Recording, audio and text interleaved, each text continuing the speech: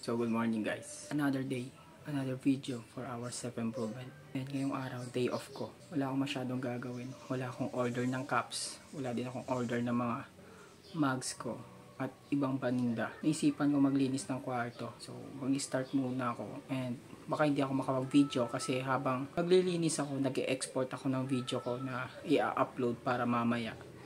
Kasi it took 30 minutes talaga bago tapos yung export ng isa kong video. And I hope you like it guys. Yun lang. See ya. So ayan guys. Nakapaglinis na ako ng maayos. Ito. Tutupiin ko na lang yan. Ito kalat to ng kasin. Hindi ko na magagawa ng paraan para pa-minimize. So ito na lang naabutan ko para ma-videoan. And sobrang bilis din ng pangyayari. Yan, kung nakita niyo, papansin niyo sa mga videos ko, sobrang gulo nito kanina. Hindi na ako nakapag-video ng before and after. Kasi wala na yun sa isip ko. Nakapag-punas na rin ako ng mga bintana namin dito. Yan, maayos na rin yung kama ko. Yan, konting polish na lang tayo guys.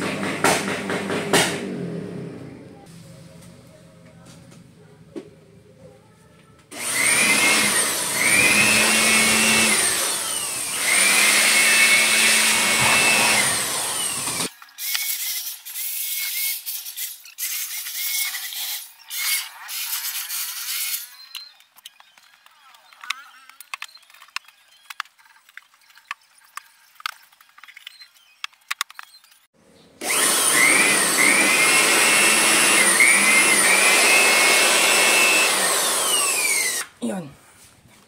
Tapos na ako maglinis ng kwarto. Ilalaban natin, men.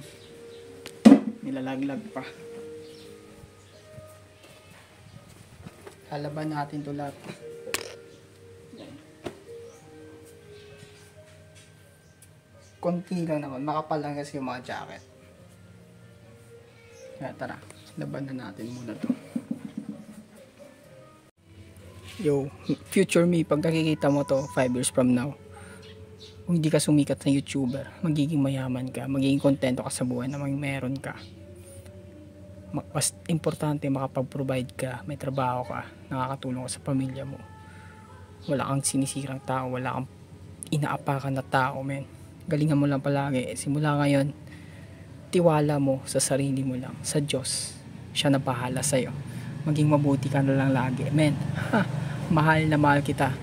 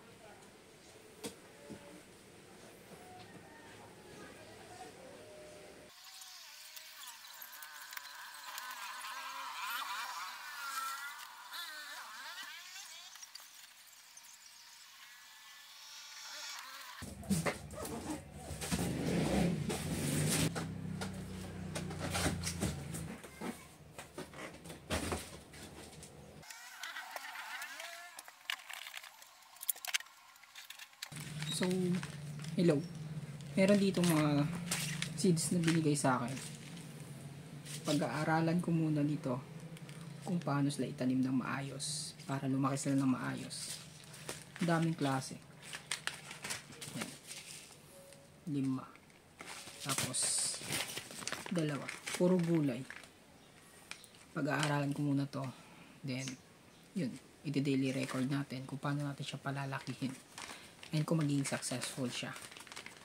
Hello guys, so good afternoon and 4:51 na ngayon ng hapon. Wala akong masyadong nagawa ngayon kasi nag-focus lang ako sa pag-e-edit ng mga videos ko and gumawa rin ako ng mga side videos like pagre-repair ko ng cups para makapag-inganyo ako ng customer na magpa-repair sa akin. And pinakita ko naman na quality yung gawa ko sa murang halaga. And sa gusto pala magpa-repair ng mga cups nila, leather jackets, all jackets nyo, bigay nyo sa akin, gagawa natin ng paraan hanggat sa kaya ko 80 to 90% gagawin natin, i-restore natin yan, babalik natin yung ganda. And sa gusto para lang mag-order ng mga red speed degreaser pang linis ng makina nila, meron pa akong available.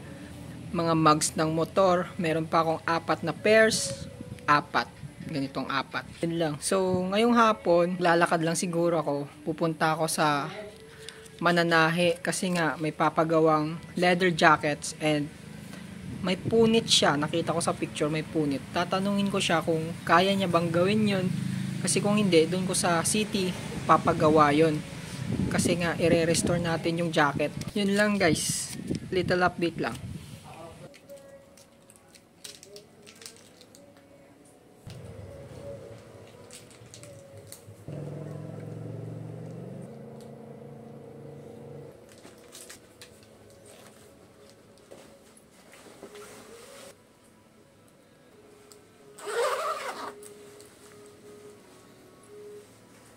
So ngayon guys, naglalakad na ako papunta doon sa Mananahe.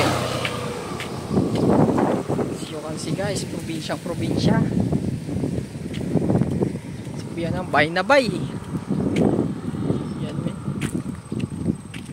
Good boy muna tayo. Bawal makita yung kalbo.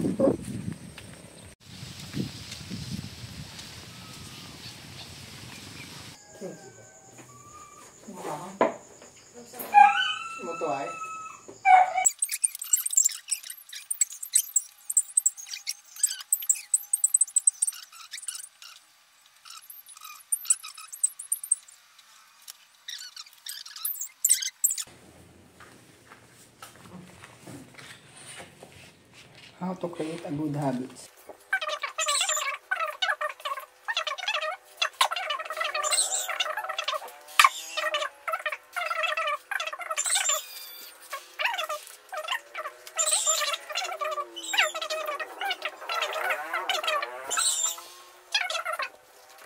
So, to avoid my bad habits na